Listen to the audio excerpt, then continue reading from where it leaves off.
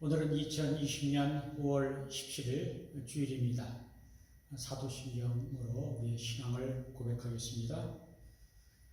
전능하사 천지를 만드신 하나님 아버지를 내가 믿사오며 그 외아들 우리 주 예수 그리스도를 믿사오니 이는 성령으로 잉태하사 동정녀 마리아에게 나시고 본디오 빌라도에게 고난을 받으사 십자가에 못 박혀 죽으시고 창사한 지 사흘 만에 죽은 자 가운데서 다시 살아나시며 하늘에 오르사 전능하신 하나님 우편에 앉아 계시다가 저기서 산 자와 죽은 자를 심판하러 오시리라. 성령을 믿사오며 거룩한 공예와 성도가 서로 교통하는 것과 죄를 사하여 주시는 것과 몸이 다시 사는 것과 영원히 사는 것을 믿사옵나이다.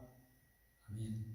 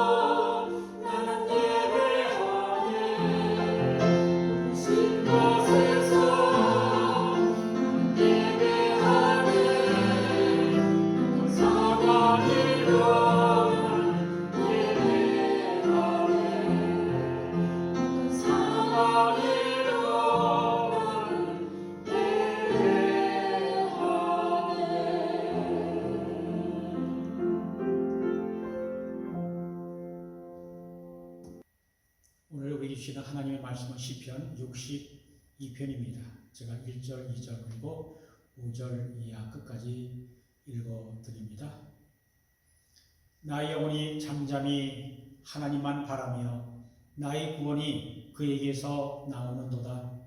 오직 그만이 나의 반석이시여 나의 구원이시여 나의 요새이시니 내가 크게 흔들리지 아니하리로다.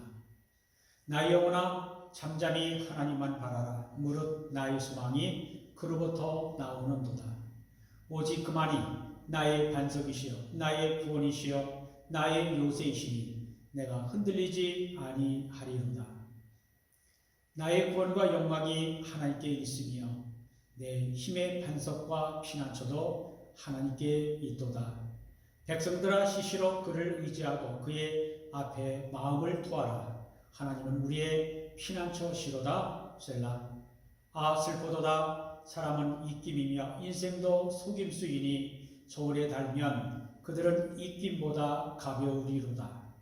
포악을 의지하지 말며 탈취한 곳으로 허망하여지지 말며 재물이 늘어도 거기에 마음을 두지 말지어다.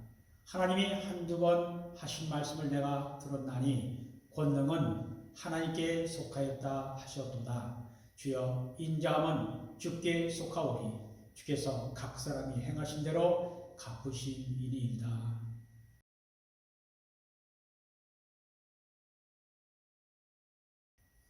우리는 코로나 바이러스 때문에 2달 가까이 교회에 나오지 못하고 집에서 인터넷을 통해 예배드리고 있습니다. 우리 교회 인터넷 예배 영상은 토요일에 녹화한 것입니다. 하루 전에 찍은 영상을 통해 주일 아침 11시에 모든 성도님들이 같은 시간에 예배 드리고 있는 것입니다. 그러니까 제가 설교할 때 제 표정이 자연스러워 보이지 않을 것입니다. 아무래도 아무도 없는 예배당에서 혼자 설교하는 것은 쉽지 않은 일 같습니다. 이해해 주시기를 바랍니다. 이러한 어색한 상황이어서 끝나기를 저도 고대하고 있습니다. 팬데믹 전 세계적 감염병 코로나 바이러스 사태가 언제 끝날까요? 각 나라 각 주마다 상황이 다른 것 같습니다. 뉴욕주는 한 달 더 스테이 앳 홈 명령 자택 대피령을 연장했고 캘리포니아는 어제부터 경제활동을 재개했습니다. 우리 인디애나폴리스도 어제부터 단계적 경제활동 재개에 들어갔습니다. 이처럼 경제활동 제한 조치가 일부 완화되는 가운데 많은 사람들이 직장 복귀로 인한 감염을 우려한다는 조사 결과가 나왔습니다. 어린 자녀가 있는 부모의 절반 이상이 아직은 자녀들이 학교에 가는 것을 원하지 않는 것으로 나타났습니다. 그러면 교회 예배는 어떻게 될까요? 인디애나폴리스 메리언 카운티는 어제부터 단계적으로 제재 완화를 하고 있는데 25명 이하의 모임이나 예배는 가능하다고 합니다. 사회적 거리가 처음 시작되었을 때 10명 이하의 모임만 허락하더니 이제는 25명 이하의 모임은 할 수 있다고 합니다. 그러나 우리 연합감리교회 인디애나 감독님은 서둘러서 교회를 오픈하기보다는 6월 중순까지는 예배당에서 예배하는 것 하지 않는 것이 지혜로울 것이라고 말했습니다. 그러면 우리 교회는 어떻게 해야 할까요? 먼저 감사한 것은 우리 교회 성도님들 중에는 코로나 바이러스에 걸리거나 아픈 분이 한 분도 없다는 사실입니다. 그리고 한 주 더 인터넷으로 예배드리고 6월 첫째 주일부터 교회에서 예배드리는 것이 좋지 않을까 생각합니다. 우리가 2달 가까이 각자 집에서 인터넷으로 예배를 드리면서 오랫동안 서로 얼굴을 보지 못했는데 어서 보고 싶고 함께 모여서 예배드리고 싶은 마음은 모두 같을 것입니다. 그러나 무엇보다 성도님들의 안전을 위해서 좀 더 인내해야 할 것입니다. 전에 말씀을 드린 것처럼 코로나 바이러스 이전과 이후가 많이 달라질 것입니다. 앞으로는 교회 와서 예배드릴 때 서로 간격을 두고 앉고 마스크 착용하고 예배 전에 손 세정제로 손을 소독해야 할 것입니다. 코로나 바이러스 백신과 치료제가 빨리 나올 수 있기를 소원하고 기도합니다. 특별히 요즘 같은 때는 하나님께서 지켜주셔야 합니다. 그리고 우리가 바라고 의지하는 분은 오직 우리 주 예수 그리스도가 한 분뿐이라고 하는 생각을 아니할 수가 없습니다. 하나님은 우리의 모든 형편을 가장 잘 알고 계십니다. 그러므로 우리는 하나님 앞에서 잠잠히 하나님만 바라보는 것이 하나님에 대한 우리의 믿음과 신실함을 보여드리는 것입니다. 사람을 의지하기보다 잠잠히 하나님만 의지하고 하나님의 전지전능하심, 하나님의 위대하심을 묵상하고 찬양하는 것이 우리에게 힘이 되고 위로가 될 것입니다. 여러분이 이러한 복음성을 알고 계실 것입니다. 나의 영혼이 잠잠히 하나님만 바라며 나의 구원이 그에게서 나는도다. 나의 영혼아 잠잠히 하나님만 바라라. 나의 소망이 저에게서 나는도다. 오직 주만이 나의 반석, 나의 구원이시니 오직 주만이 나의 산성, 내가 요동치 아니하리. 라는 복음성 말입니다. 이 복음성은 오늘 시편 62편에 곡을 붙여 찬송한 것입니다. 시편 62편은 다윗의 시입니다. 이 세상에 고난과 고통 없는 사람 단 한 사람도 없습니다. 그러나 다윗보다 많은 고통과 고난을 경험한 사람은 별로 없을 것입니다. 이스라엘의 초대 왕이었던 사울왕은 블레셋의 거인 장수 골리앗을 죽인 다윗이 자기보다 백성들의 인기가 높아지자 다윗을 시기하고 미워하게 됩니다.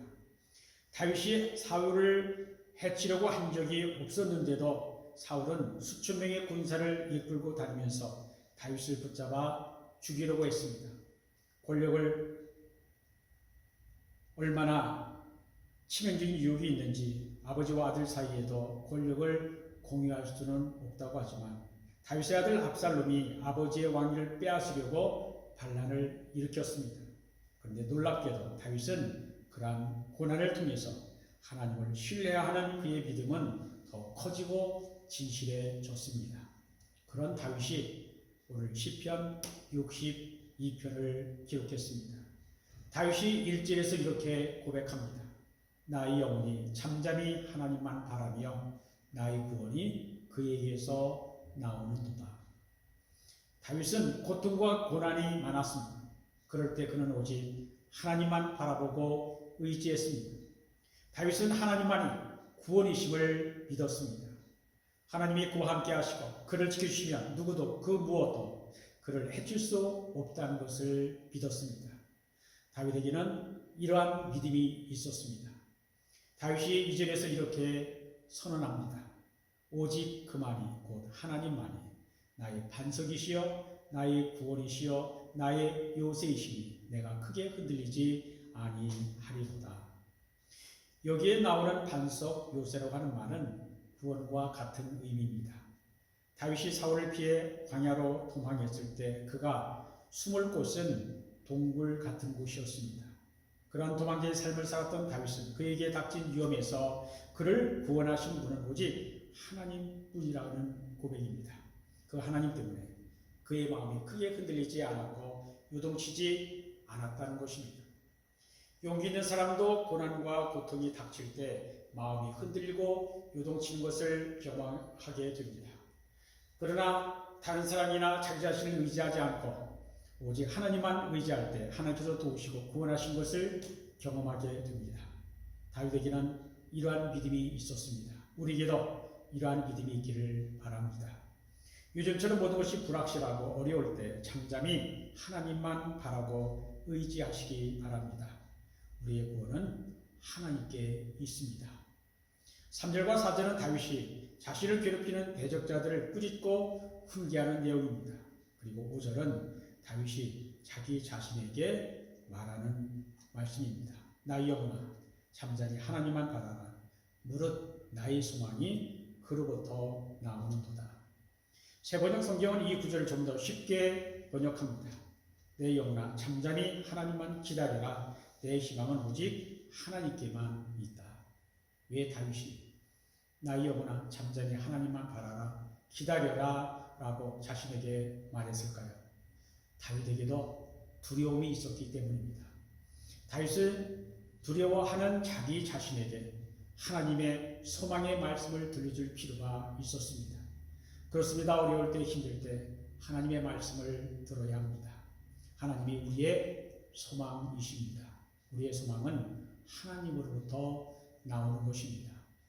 사도 바울은 그리스도인들에게 믿음, 소망, 사랑 이 세 가지는 항상 있을 것이라고 말했습니다. 우리에게는 믿음도 있어야 하고 사랑도 있어야 하지만 소망도 있어야 합니다. 소망 즉 희망이 없으면 살아있는 것처럼 보이지만 실상은 죽은 것입니다. 희망을 잃어버리면 그 자리에 절망이 자리 잡기 때문입니다. 바울은 로마서 12장 12절에서 소망 중에 즐거워하며 라고 했고 베드로는 베드로전서 1장 3절에서 우리를 거듭나게 하사 산 소망이 있게 하시며 라고 했습니다. 히브리서 6장 19절에는 우리가 이 소망을 가지고 있는 것은 영혼의 닷 같아서 튼튼하고 견고하여 라고 했습니다. 소망 없는 사람은 닻이 없는 배처럼 이리저리 흔들리고 어디로 떠내려 갈지 모르는 것입니다. 사람들은 희망을 눈에 보이는 세상 물질에서 찾기 때문에 희망이 있느니 없느니 힘들고 어렵다느니 라고 말합니다. 그러나 이 땅의 것들은 영원한 것이 없습니다. 이 세상의 물질명의 권세는 잠깐 있다가 사라지는 안개와 같고 구름 같은 것입니다. 돈이나 인기나 자랑은 뜬 구름이요 우리의 영원한 희망이 되지 못합니다. 오늘 시편의 저자인 다윗은 하나님만이 나의 소망이라고 했습니다. 하나님만이 나의 모든 문제를 알고 계시고 하나님만이 나의 모든 어려움을 해결해 주신다는 것입니다. 우리의 눈에 보이는 것은 우리의 진정한 희망이 아니고 우리가 바랄 것이 아닙니다. 사도 바울은 로마서 8장 24절에서 우리가 소망으로 구원을 얻었으며 보이는 소망이 아니니 보는 것을 누가 바라리요. 만일 우리가 보지 못하는 것을 바라면 참음으로 기다릴지니라 라고 했습니다. 그렇습니다. 우리 눈에 보이는 것은 우리의 진정한 소망이 아닙니다. 우리는 우리의 소망을 하나님께 두어야 합니다. 시편 146편 5절에는 야곱의 하나님을 자기의 하나님으로 삼으며 여호와 자기의 하나님에게 자기의 소망을 두는 자는 복이 있다라고 하였습니다. 야곱을 만나주시고 축복해 주신 하나님을 나의 하나님으로 믿고 고백하는 사람에게 희망이 있고 복이 있다는 것입니다. 본문 5절에서 다윗은 자기 자신을 부르고 있습니다. 나의 영혼아. 다윗이 자아를 향하여 외치는 것입니다. 다윗이 자기 자신에게 명령하는 것입니다. 우리도 우리 자신에게 나의 영혼아 잠잠히 하나님만 바라라 라고 말해 주어야 합니다. 하나님만이 나의 유일한 소망이여 해답이기 때문입니다. 여기 잠잠이라고 하는 말은 침묵, 고요를 말합니다. 하나님의 말씀은 세상의 소음으로 시끄러운 곳에서는 들을 수가 없습니다. 하나님의 말씀은 다른 사람의 말보다 하나님의 음성에 귀를 기울여야 합니다. 기울여야 들립니다. 잠잠히 조용히 묵묵히 하나님의 때, 하나님의 시간, 하나님의 방법, 하나님의 역사하심, 일하심을 기다려야 합니다. 다윗이 하나님만이 소망이라고 고백하는 것은 하나님만이 다윗이 힘들고 어려울 때 그에게 힘이 되어 주시고 그를 구원해 주셨기 때문입니다. 다윗도 사람의 힘이 되는 줄 알고 사람을 바라보았고 사람이 도움이 되는 줄 알고 사람을 의지해 보았지만 사람은 믿고 의지할 만한 대상이 아니라는 것을 깨닫게 됩니다. 손에 가깝고 친하게 지내던 사람이 상황이 달라지고 어려워지니까 사람이 변합니다. 다윗이 왕위에 앉아 있을 때에는 그를 사랑하고 돕던 자가 상황이 바뀌었을 때 등을 돌리고 원수가 되었습니다. 다윗의 아들 압살롬의 반역 때에 다윗의 가까운 친구가 다윗을 배반하고 압살롬에게 충성했습니다. 출세할 가능성이 높은 쪽에 줄을 댄 것입니다. 이것이 세상 인심입니다. 그러나 하나님은 조금도 변함이 없으십니다. 하나님은 영원한 반석이시고 구원이시고 요새이시며 피난처가 되십니다. 예수님만이 나의 구원이시고 소망이라고 하는 확신을 가진 사람은 잠잠히 하나님만 바라보고 하나님을 기다리고 하나님 한 분만으로 만족하고 충분하다고 생각합니다. 하나님만이, 예수님만이 우리의 소망이 되십니다. 그렇다고 여러분 오해하지 마십시오. 사람은 믿을 수 없으니 친구나 이웃을 가까이 하거나 사귀지 말라는 뜻이 아닙니다. 사람은 믿고 의지할 대상이 아니라 용서하고 사랑할 대상인 것입니다. 아무리 믿을 만한 사람도 하나님의 믿으심과는 비교할 수 없습니다. 아무리 믿을 만한 사람도 우리의 믿음의 대상은 되지 못합니다. 돈과 권력 앞에서 부모도 자식도 형제도 친구도 원수가 될 수 있다고 하는 사실을 우리는 많이 보았습니다. 그러므로 우리는 하나님만 바라고 의지해야 합니다. 그러면 하나님은 항상 내 옆에, 내 곁에 아주 가까이서 내 편이 되어 주십니다. 세상 모든 사람들이 다 한편이 되고 나 혼자 있다고 해도 하나님이 내 편이 되어 주신다면 우리는 세상을 담대하게 감당할 수 있을 것입니다. 하나님이 우리를 어떻게 가까이 하십니까? 하나님은 우리가 하나님을 사랑하고 사모하고 구하면 하나님은 항상 우리와 함께하여 주십니다. 우리를 찾아오시고 따라오시는 하나님, 어제나 오늘이나 영원히 우리와 동행하시는 하나님이십니다. 나 혼자 힘들고 외롭게 걸어가는 것만 같은 순간에도 사실은 주님이 나를 업고 가신다는 사실을 알아야 합니다. 우리는 하나님을 믿는 사람들입니다. 온 우주와 그 안에 있는 모든 만물을 지으신 창조주 하나님이 나의 하나님이시며 하나님의 아들 예수 그리스도를 주님으로 믿는 하나님의 자녀가 되었습니다. 예수님을 믿고 하나님의 자녀가 되었다는 믿음과 확신을 가지고 살 때에 하나님께서 우리의 삶을 책임져 주시고 하나님이 모든 것을 아름답게 해결해 주십니다. 오늘 보면 6절과 7절 읽어드립니다. 오직 그만이 나의 반석이시여 나의 구원이시여 나의 요새이시니 내가 흔들리지 아니하리로다. 나의 구원과 영광이 하나님께 있으며 내 힘의 반석과 피난처도 하나님께 있도다. 야고보 사도는 오직 믿음으로 구하고 조금도 의심하지 말라. 의심하는 자는 마치 바람에 밀려 요동하는 바다 물결 같으니 이러한 사람은 무엇이든지 죽게 얻기를 생각하지 말라. 두 마음을 품어 모든 일에 정함이 없는 자로다 라고 했습니다. 우리는 믿음으로 기도하고 구하는 것은 조금도 의심하지 말아야 합니다. 예수님이 병자들을 고쳐주실 때 그 안에 구원받을 만한 믿음이 있는가를 보셨습니다. 그리고 내 믿음이 너를 구원하이니라 내 믿음대로 되었지어다 라고 말씀하셨습니다. 우리의 인생은 우리의 믿음대로 됩니다. 매사에 적극적이고 긍정적인 믿음을 가지고 있습니까? 그러면 적극적이고 긍정적인 사람으로 살아갈 겁니다. 매사에 소극적이고 부정적인 생각을 가지고 있습니까? 그러면 모든 일에 소극적이고 부정적으로 살아갈 수밖에 없는 것입니다. 어떤 믿음을 소유하고 있는가, 어떠한 마음의 자세와 태도를 가지고 있는가는 참으로 중요합니다. 누구도 여러분의 인생을 결정해 주지 않습니다. 여러분 자신이 결정합니다. 여러분이 성실하고 정직하게 살면 하나님께서 기뻐하시고 축복하실 것입니다. 그러나 불성실하고 거짓되게 살면 복이 없는 인생이 될 것입니다. 우리 하나님은 모호하고 추상적이고 관념적인 하나님이 아니라 아주 확실하고 구체적이며 체험적인 하나님이십니다. 다윗의 신앙이 그랬습니다. 다윗은 하나님을 나의 반석, 나의 구원, 나의 요새, 나의 피난처라고 하였습니다. 다윗의 시편 18편을 보면 나의 힘, 나의 반석, 나의 요새, 나를 건지시느니 내가 피할 바위, 나의 방패, 나의 구원의 뿔, 나의 산성이라고 했고 시편 23편에서는 나의 목자라고 고백했습니다. 시편 27편에서는 여호와는 나의 빛, 나의 구원, 내 생명의 능력이라고 고백했습니다.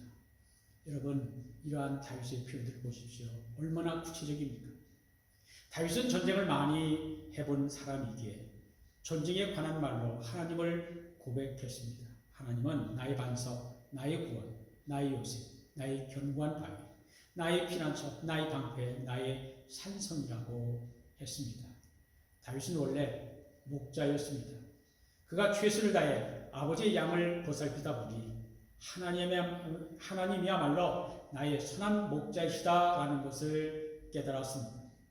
다윗의 시편 23편은 아무 걱정 없는 편안한 상황에서 쓴 것이 아닙니다.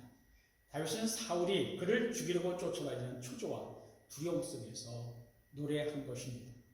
신실하신 하나님은 원수의 목전에서 다윗에게 풍성한 상을 차려주시고 푸른 풀밭과 쉴만한 물가로 인도하셨습니다. 고난 중에도 함께 하시고 도우시는 하나님이셨습니다. 하나님을 의지하는 다윗이었기에 그는 두려움 없이 적진을 달릴 수 있었습니다. 가로막힌 담을 뛰어넘을 수 있었습니다. 다윗의 시 18편 29절에 이렇게 말합니다.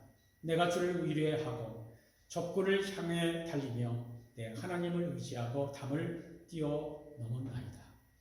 사무엘 상하를 읽어보면 다윗은 전쟁에서 한 번도 패배한 적이 없었습니다. 하나님이 그와 함께 하시고 도우셨기 때문입니다. 전쟁은 이겨야 합니다. 우리의 믿음의 삶은 사탄과의 영적 전쟁인데 이 전쟁에서 우리는 반드시 이겨야 합니다. 손자병법에 짚이 지기면 백전불태라, 즉 적을 알고 나를 하면 100번 싸워도 위태롭지 않다는 말이 있습니다. 우리가 대적해야 할 우리의 적이 누구인지를 분명히 알고 나 자신을 의지하는 것이 아니라 십자가에서 마귀의 모든 악한 괴기를 이기시고 승리하신 예수님을 믿고 따르면 우리의 원수 마귀와의 싸움에서 이길 수 있습니다. 왜냐하면 내 힘이 아닌 주님을 믿고 의지할 때 주님이 내 편이 되어주시고 나와 함께 싸워주시기 때문입니다.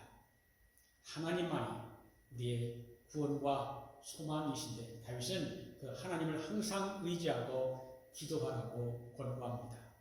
7절까지는 나라고 하는 일위축으로 말하다가 8절부터는 다른 사람들에게 권면하는 말입니다. 8절 읽어드립니다. 백성들아 시시로 그를 의지하고 그의 앞에서 마음을 토하라. 하나님은 우리의 피난처시로다. 셀라. 하나님만이 나의 구원이시요 소망이라고 믿고 고백하는 사람은 하나님만 의지해야 합니다. 하나님을 믿고 의지하는 방법은 하나님 앞에서 우리의 마음을 토하는 것입니다. 마음을 토한다는 것은 하나님께 간절히 기도하는 것을 의미합니다. 스펄전 목사님은 100년을 염려하는 것보다 10분간 기도하는 것이 더 낫다라고 했습니다. 염려는 우리의 마음을 갈라지게 하고 믿음에서 떠나게 합니다. 염려는 끝이 없습니다. 염려는 또 다른 염려를 가져옵니다. 그러나 기도는 염려 때문에 기도를 시작하지만 언제나 염려를 내려놓고 신실하신 하나님만 믿고 바라면서 감사하게 되는 것입니다. 기도는 모든 얽힌 문제를 풀어주는 열쇠인 것입니다. 우리는 시시로 하나님을 의지하고 기도해야 합니다. 여기 시시로라는 말은 언제든지 항상이란 뜻입니다. 데살로니가전서 5장 17절에 말씀합니다. 쉬지 말고 기도하라. 이 말씀은 항상 기뻐하라, 쉬지 말고 기도하라, 범사에 감사하라. 이것이 그리스도 예수 안에서 너희를 향하신 하나님의 뜻이라고 하는 말씀 가운데 나오는 말씀입니다. 우리가 어떻게 항상 쉬지 않고 기도할 수 있습니까? 세천수가 539장의 가사처럼 너 예수께 조용히 나가 내 모든 짐 내려놓고 주 십자가 사랑을 믿어 주의 사업을 너 받으라. 주 예수께 조용히 나가 네 마음을 쏟아놓으라. 늘 은밀히 보시는 주님 큰 은혜를 베푸시리. 라는 말씀처럼 우리의 모든 형편을 하나님께 아뢰는 것이 기도입니다. 숨을 쉬듯이 언제 어디서나 아뢰면 기도하면 되는 것입니다. 여러분 주님을 의지하고 있습니까? 하나님만 의지하는 것이 안전을 누리는 것입니다. 하나님을 믿고 의지하는 것이 주님이 내 안에 들어오셔서 내 삶을 주관하시고 다스리도록 나를 내려놓고 나를 온전히 사용하시도록 내어 드리는 것입니다. 이것이 의지, 의탁입니다. 나의 모든 지식과 경험과 능력까지도 다 주님의 손에 맡겨드리는 것이 온전히 의지하는 것입니다. 하나님을 의지하는 것은 예수님을 나의 왕으로 내 삶의 주인으로 모셔드리는 것입니다. 주님, 저희 마음에 들어오셔서 저희 구원자여 주님이 되어 주십시오. 제 마음은 온전히 주님의 것이 되기를 원합니다라고 고백해야 온전히 의지하는 것입니다. 다윗은 인간이 정말 아무것도 아니라고 하는 사실을 깨달았습니다. 9절입니다. 슬프도다. 사람은 입김이며 인생도 속임수이니 저울에 달면 그들은 입김보다 가벼우리로다 라고 했습니다. 다윗은 목동에서 이스라엘의 왕이 되는 영광을 누린 사람인데 그러한 극적인 인생, 한편의 드라마와도 같은 인생을 살았던 다윗이 인생은 입김보다 가볍다라고 말했습니다. 인생의 도덕성과 험함을 알 때 비로소 하나님을 경외하는 지혜를 얻게 되는 것입니다. 이사야서 4장 6절로 8절에 이렇게 말씀합니다. 모든 육체는 풀이요 그의 모든 아름다운 들의 꽃과 같으니 푸른 마르고 꽂힌 시들면 여호와의 기운이 그 위에 불미라. 이 백성은 실로 풀이로다. 푸른 마르고 꽂힌 시드나 우리 하나님의 말씀은 영원히 서리라 하십니다. 그러면서 10절에서는 물질에 마음을 빼앗기지 말라라고 경고합니다. 포악을 의지하지 말며 탈취한 것으로 허망하여 쉬지 말며 재물이 늘어도 거기에 마음 두지 말라라고 말씀합니다. 우리가 때로는 남을 속여서라도 나의 유익을 구하려는 거짓말의 유혹을 받을 때가 있습니다. 그렇게 하면 한순간은 잘되고 부자가 될 수 있을지도 모릅니다. 그러나 오래가지 못합니다. 거짓말은 결국 망하는 길입니다. 거짓말은 하나님을 경외하는 믿음에서 떠나게 하고 하나님으로부터 멀어지게 합니다. 우리는 주님이 동행하시는 사람이요 주님이 우리 안에 들어와 사시는 주님의 소유가 되었습니다. 우리는 성령님이 우리 안에 계시는 하나님의 성전이 되었습니다. 하나님은 우리의 머릿속에만 계시지 않습니다. 우리의 마음 한 구석에만 계시지 않습니다. 하나님은 우리 주님은 우리의 삶 전체를 거하시고 계십니다. 그러므로 우리는 매일 매 순간 주님을 의지해야 합니다. 주님을 바라보면서 주님께 우리의 모든 삶을 맡기고 의지해야 합니다. 주님께 우리의 모든 짐을 맡겨드려야 합니다. 그럴 때 주님은 우리의 삶 가운데 놀라운 일을 행하십니다. 우리의 죄를 속량하기 위해 십자가에서 죽으신 예수님은 부활, 승천하셔서 하나님의 보좌 우편에 앉아 계실 뿐만 아니라 지금도 성령을 통해 우리 안에 계시고 또 일하고 계십니다. 독일의 신학자 몰트만은 부활 신앙이 아닌 그리스도교 신앙은 정말 기독교적인 것도 아니고 신앙도 아니라고 하였습니다. 세상 끝날 주님이 다시 오실 때 우리들도 부활할 것입니다. 그리고 우리가 이 땅에 사는 동안에도 근심과 염려가 우리를 약하게 만들고 절망하게 할 때 우리는 부활의 주님을 믿고 의지하고 날마다 부활을 경험해야 합니다. 삶의 기쁨을 회복해야 합니다. 본문 11절 후반부터 12절까지 읽어드립니다. 권능은 하나님께 속하였다 하셨도다. 주여 인자함은 주께 속하오니 주께서 각 사람이 행하신 대로 갚으시니이다. 하나님은 능력과 사랑의 근원이십니다. 세상의 모든 권세와 사랑의 원천이신 하나님께서 각 사람이 행한 대로 갚으신다는 것입니다. 하나님의 의인은 구원하시고 악인은 심판하신다는 것입니다. 예수님이 우리의 구원이시여 소망이십니다. 소망을 잃으면 남는 게 없습니다. 예수님이 나의 구원과 소망이심을 믿고 예수님을 의지하시기 바랍니다. 예수님을 잠잠히 바라고 항상 기도하면서 능력과 사랑은 하나님께 있음을 믿고 하나님을 온전히 의지함으로 믿음 생활에서 승리하시길 우리 주 예수 그리스도 이름으로 축원드립니다. 아멘.